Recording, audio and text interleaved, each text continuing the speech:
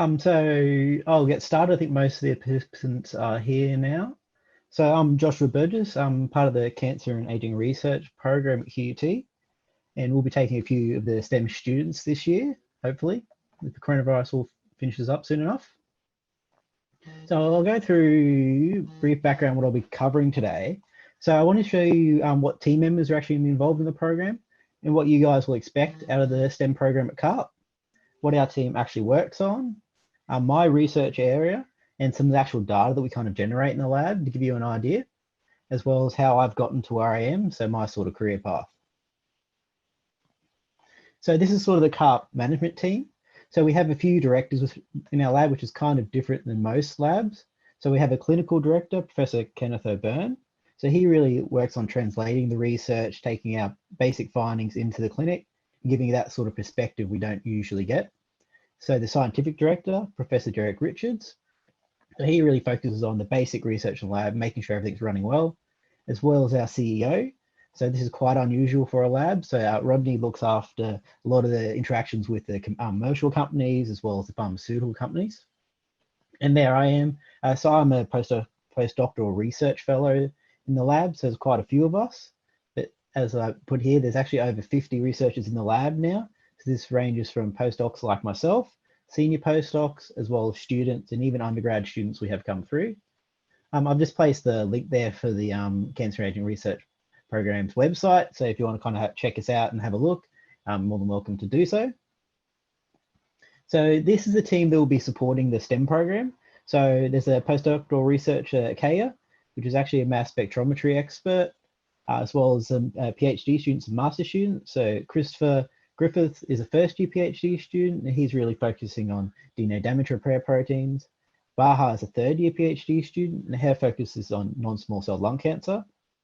Thais has actually completed her master's previously and has joined us a couple of years ago from Brazil, and her focus is on metabolic proteins and their involvement in DNA repair, as well as Idris, which completed his master's with us last year, and it's decided to continue on to do a PhD.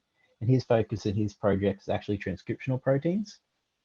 And Kate is actually a student from Russia, which is a master's student and looking at breast cancer metastasis within the lab. So the STEM program will actually be taking place at Translational Research Institute. So here's a photo of the building here. It's actually quite a nice place to work. So this is a general look at what the lab will be like. So you can see here, the desks are actually out the front, and then the laboratory is all in the back. So it's quite an open sort of space. And in the back, you can see there's these other sort of smaller rooms, which are usually isolated for certain activities. We use these for tissue culture. So this is the culture of mammalian cell lines in flasks. So this is sort of some of the work that you'll be able to undertake. So you can see here, this is in like a biosafety hood. So just make sure you don't get anything on yourself, and also you don't get anything into the sample. So additional to that, within the lab experience, you'll be able to look at staining of cells. So this is a single cell here, which we've stained with a pile of antibodies. So you can see the structure of the cell as well as protein levels and localization. So another technique we use quite commonly in the lab is Western blot. This is where you break these cells open, you separate them out in a gel here, and you can see the proteins of interest. So you stain them once again, you look at the localization on a sort of gel matrix rather than stuck on a plate like this one. Additionally, the lab actually has a large array of equipment. So I manage the tissue imaging facility at Cancer and Aging Research Program, and would have over $3 million worth of equipment currently in the lab. So you'll be able to have a play with all this sort of stuff within our STEM program. So what is the research we actually do? So the main focus of our lab's always been DNA damage repair. So this is the basic research that really builds a foundation to our future project. So cancer is a major part of our research, and really that feeds straight into the DNA damage repair part. So our lab currently has a phase 1 clinical trial beginning this year, as well as this, which is actually a part of my research, is developing new biomarkers. The biomarker is really some sort of marker within the cell, which we have to say, oh, will this cancer respond to certain treatments? And really the goal of this part of the lab is to really improve patient survival. The other sort of offspin from DNA damage repair is actually the aging aspect. So the real main part of this is obviously the more the older you get, the more DNA damage you accumulate, as well as this, the actual DNA repair machinery deteriorates. So the goal of this part of the lab is to actually increase the healthy lifespan. So this isn't simply just how long you may live, but currently you might live to 60, 70 and then have a poor sort of life for 10 years. We would rather reduce this, so you might live to 75 and only have 2 or 3 years of poor life. And to do this, they're developing new novel compounds. So what is DNA damage repair? So here you can see basic DNA double helix, and you can get all different types of DNA damage events. So you got interstrand cross-links, single-strand breaks, as well as the worst sort of damage, which is double-strand breaks. And this can happen from basic things, so simple sunlight exposure, even oxidative damage, so just usual respiration. But thankfully, the cells actually have a number of repair machineries. So a number of proteins you can see listed here actually repair the DNA damage breaks, and this is quite efficient. So we can get up to like 30,000 DNA damage events per cell per day, and the large majority of these are repaired. And you can see there's a number of different repair sort of pathways listed here. So you have like nucleotide excision repair, base excision repair, and some double-strand break repair machinery, so non-homologous end joining and homologous recombination. So these are the two repair pathways we focus on, double-strand break repair, as these are the most deleterious events. And these are two proteins you may have heard of, so the breast cancer-associated genes 1 and 2, both involved in the repair of double-strand breaks through homologous recombination. One focus of my study in particular is actually PARP inhibitors. So this is one therapeutic approach to the treatment of cancers. This inhibits the PARP protein, which is required for non-homologous end joining, and this results in the necessity of homologous recombination. And you see here, it actually functions through a process called synthetic lethality. So in normal cells, they'll undertake DNA damage, as I mentioned, just from general activities, but this is usually always repaired through processes involving the BRCA genes. In a lot of cases in tumors, you actually get mutations of this BRCA genes, which knocks out this pathway, which then means the cell is dependent on PARP protein for the repair of these lesions. But in these tumors, if you actually treat with a PARP inhibitor, so in this one's olaparib, which is the primary PARP inhibitor used in the clinic, this results in cell death because they aren't able to repair through the BRCA pathway or the PARP pathway. So they really get an accumulation of this damage, and the cell isn't able to survive following this. So what my research is, so really there's currently 3 approved PARP inhibitors in the market, but the problem is they're all based off this BRCA mutation. So this only covers about 2% of breast cancer patients, and around 10 to 15% of ovarian cancer patients actually have these mutations. So all these other patients that may respond to PARP inhibitors aren't actually able to be eligible to get the treatment. Additionally, about 40% response rate in these small cohorts actually respond to PARP inhibitors. So a lot of patients are actually being treated and aren't benefiting from the PARP therapy. So from my work, I've actually identified a potential biomarker which will improve these statistics quite a lot. So this is a protein biomarker. So the protein's called SASH1, or full name salmon SH3 domain containing protein 1. And previous data has demonstrated it's a tumor suppressor. So this really means its expression is decreased in tumors, and this lower expression is actually involved in making the tumor form and helping its rapid proliferation. So I have a few statistics here showing it's actually decreased in quite a large proportion of tumors. In a lot of the work that I've done, it's demonstrated that SASH1 is actually required for homologous recombination, which is one of those double-strand DNA break repair pathways. And we can't actually detect SASH1 at all in 40% of ovarian cancers. So this might indicate that they will be responsive to PARP inhibitors, this 40% of patients. And the work I've done is actually quite well demonstrated this, that SASH1 protein level is predicting PARP inhibitor response. And this is beyond just breast and ovarian cancer, which is primarily the target for PARP inhibitors, but also lung cancer. So far, we've been able to manage this in cancer cell lines, as well as patient-derived xenografts. So patient-derived xenografts, if you're not aware, is when you're able to take a piece of the tumor from a patient and actually put it into a mouse and grow it in a mouse and treat it that way. Because we can't really just treat every patient we want to see what happens. So remove the tumor from a situation and treat differently. So really what I'm at the moment is we've got a targeted approach. So we're going to develop our own antibody to look at SASH1 antibody to move that into the clinic. To actually protect our work, we've managed to get a patent on this project. So far, we've been able to test it within cancer cell lines and PDX models, and I'm working with the Royal Brisbane and the Mater hospitals to get some more patient samples to test it in a more comprehensive aspect. And really, the Cancer Age Research Program is well placed to push this research further. So some of the sort of data that I've been talking about. So here, this is an IC50 of olaparib. So that's what I mentioned was one of the primary PARP inhibitors. So the IC50 is basically 50% dose at which the cell can't survive. So when 50% of the cell is dead. So the lower the IC50, the more sensitive the cell line is. So each one of these dots represents one cancer cell line and the expression of SASH1. So the lower expression, we can see the lower the IC50, so the more sensitive. And this is quite strong. So you can see with the olaparib, this is the primary PARP inhibitor, as well as talazoparib and olaparib, two other PARP inhibitors. And beyond breast cancer, I also have the lung cancer and ovarian cancer data sitting there. So this is actually correlating much stronger than the breast cancer associated genes. As I mentioned, we also looked at PDX. So I selected one low expressing PDX sample and one high PDX sample and looked at the response to PARP inhibitor olaparib. So we can see the low SASH1, as we predict, would be very sensitive. So you can see after the treatment, the tumor weight was minimal in both the low and high doses of olaparib, whilst the high SASH1 expressing PDX had a quite poor response and only the high dose having a slightly significant decrease in tumor burden. It's really good within the Cancer Research Program because we're actually allowed to collaborate with a lot of people. So this is from the WEHI Institute down in Sydney. I was able to get some of their samples because they recently published a paper using a new PARP inhibitor, ruciparib. And you can see here, I simply quantified SASH1 protein expression again, and we can see the sensitive tumors had significantly lower SASH1 expression. So it's all fitting really nice. As I was mentioning before, this is some of the other sort of data that we have in the lab. So we do tissue microarrays. So these are sort of core samples of tumors from patients, and we can look at the expression of proteins through staining technique. So you can see sort of the more brown sort of stain, the more protein expression. So this is ovarian cancer tumors.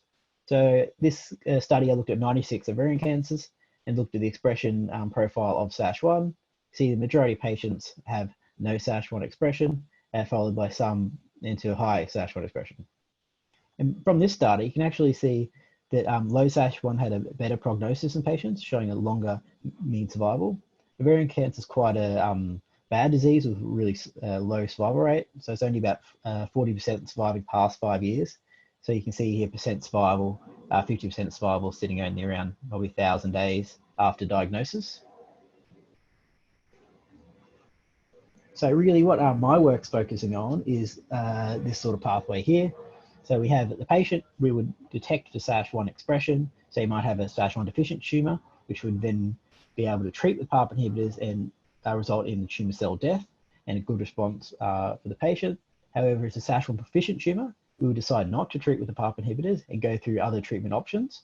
So there's obviously a lot of other treatments available for cancer tumors. To finish up the sort of talk, I was just going to go through how I've gotten to where I am. So I finished high school back in 2008. I went straight in to do a Bachelor of Applied Science at QUT, and I majored in biotechnology and biochemistry. Following this, I went into the honours program. So for those that aren't aware what honours is, it's sort of a little touch before you do a PhD into research. So it's a 9-month research sort of intensive program where you're in the lab every day, getting all the stuff done with also a lot of sort of assignments attached to get your skills ready to go into the PhD. So you'll do a literature review, you'll do a critique of paper, that sort of work. After this, I moved to TRI and started my PhD. So from this, I managed to get 4 publications out. This is on a lot of the data I've shown today. One of the main benefits of research is actually you get to travel quite a lot. So I went to an international conference in Germany, and I was able to tack a holiday to Europe and the UK after that. Domestic conferences, I went to Sydney and gave a talk. As well, I went to Cairns, and that had a nice little trip onto the Barrier Reef, which was quite nice. Following the PhD, I was lucky enough to be awarded a fellowship. So this is sort of a grant that pays your salary for a number of years. So this is through the Advanced Queensland scheme. From this time, I've managed to get 6 publications from this work. And once again, I was lucky enough to travel. So I went to Los Angeles last year and went to Vegas for a holiday. Managed to go to Barcelona, which was really cool, and had a holiday in Italy, and then Bahamas as well for another conference. So currently I'm finishing up my fellowship, and that's supposed to finish the end of this month in theory. And then I'm looking at applying for future funding, trying to find some new support for the research, and really expanding into getting my biomarker into the clinic is the main goal of my study at the moment. So how do we actually get funded? I thought maybe something you guys might not be aware of and might be interested in. So for this project in particular, I've had a number of sort of funding being put into it. So the National Breast Cancer Foundation was kind enough to give a lot of support. So this money pays for a lot of the research itself, so all the reagents. As I mentioned earlier, the Advanced Queensland Fellowship paid for my salary for the 3 years, plus a bit of consumable and travel money. The university also supports us. So I was able to get some funding from the university to pay for certain aspects of the project, which sort of came up during the study, which weren't covered under the other funding schemes, as well as some industry funding to really help push the research further and kind of accelerate some of that work. So I think that's all I really wanted to cover in the talk today. So I'm happy to open up to any sort of questions, either about what work I do or what the placement might be like or whatever you really have. So we have a question there. So does this cancer treatment you're working on apply to both genetic and other cancers? So I'm not quite sure what you mean about that. So genetic being either like mutated cancers or other cancers, not.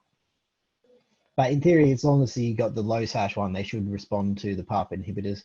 So it could, I suspect it's going to go to all solid tumors. So being any part leukemia and that sort of stuff, I don't think it'll work that well, just based off some of my other research. So PARP inhibitors is the next question. Do they have side effects? So there's obviously side effects with all cancer therapies, but the good thing about the PARP inhibitors, it works by synthetic lethality. So although you will get more DNA damage in your normal cells from the PARP inhibitors, it won't be as severe because your normal cells will still have all the BRCA and all the normal DNA repair, so they'll be able to handle it, whilst the DNA repair inhibited cancer cells won't be able to handle the treatment. So you'll still get the usual like tiredness and slight like vomiting and that stuff, but it's not nearly as bad as what you can get. Next question, what's the hardest part about attaining a PhD?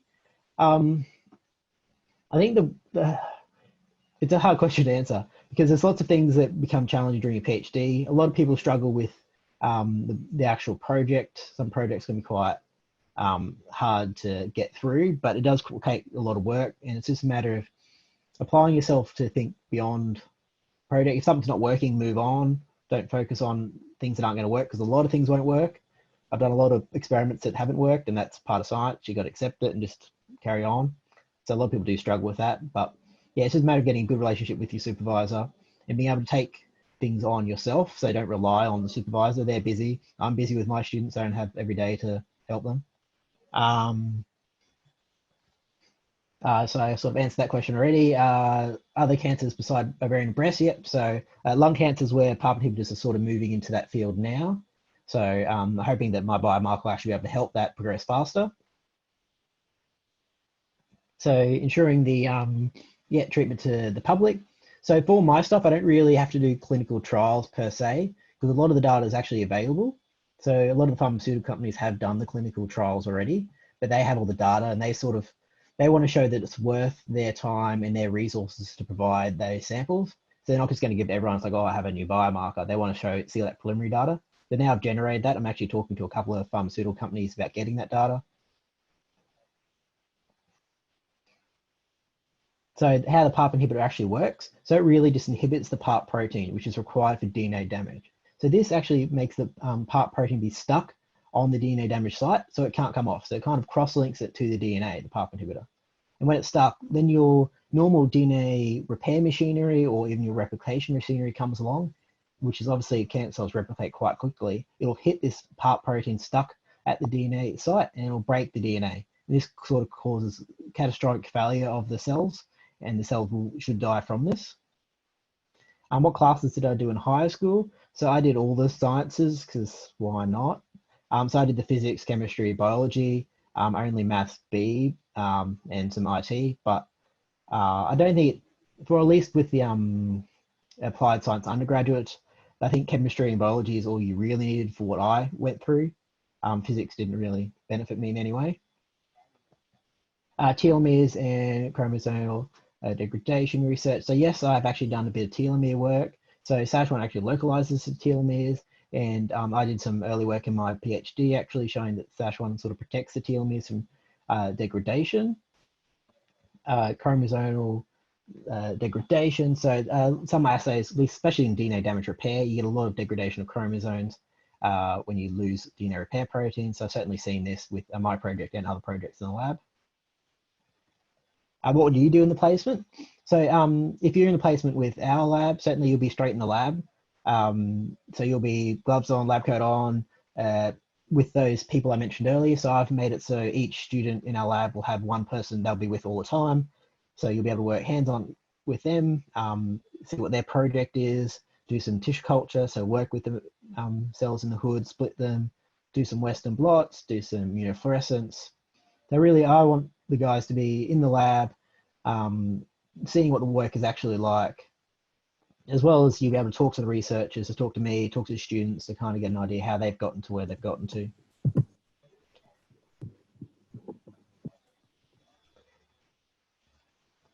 So the next question is, if people already have mutated DNA, genetic diseases, do you think future of cancer treatment could develop treatments for other diseases? So there's certainly a lot of work working towards changing these sort of mutations back to normal. So I don't know if you guys have ever heard about the CRISPR technology, sort of recent technology in the last few years, which is able to mutate genes back to normal or to other mutations. I use it in the lab generally to make cell lines something that I want. So if I have like an aging phenotype that has a mutation of a certain protein, I can use CRISPR technology to make that mutation rather than having to get a new cell line in. I can actually make what I want in that way. So I think this technology will help in this regard. Can this treatment, I haven't looked at melanoma myself, but I don't see why it wouldn't. I don't think it's been used, the PARP inhibitors in the clinic this way, but that's the thing I think with the addition of a biomarker, it really gives the strength to doing a sort of clinical trial and that sort of stuff. But obviously most melanoma is just removal of the tumor is the main aspect. So yep, one of the main problems with PARP inhibitors is cancer cells do become resistant to the treatments. And this is often why they use dual treatments. So they might use a platinum-based agents such as cisplatin first and then treat with PARP inhibitors. But often PARP inhibitors is like a continual treatment. So they might continue it for another 2 or 3 years at a low dose just to keep this tumor burden down so the tumor won't grow back. But also a lot of the cases, you'll be given the cancer treatments up to the PARP inhibitors. This will reduce the tumor, like in breast cancer, it might be reduced to a small size and then the tumor will be able to remove through surgery. So with PARP inhibitors, you can't really isolate the cancer cells per se, because the PARP inhibitors will be either given through the IV, or you can even do tablets of PARP inhibitors. So you can't really avoid damaging healthy cells at all. But as I mentioned, it is a synthetic lethality approach, so you'll have limited side toxicity. There are certainly cancer therapies out there which have a more targeted approach. So they have antibodies on them which target cancer cells. So this is one approach people are using to do this. There are obviously different side effects. Often it's quite high toxic dose attached to these antibodies. So if they do go off, they often have other side targets. So highly proliferating cells and stuff like that might be targeted. Cool. There's nothing else pressing. I think we are all time. All right, well, I look forward to seeing you guys, the ones that are in the CUT program, when it gets all set up.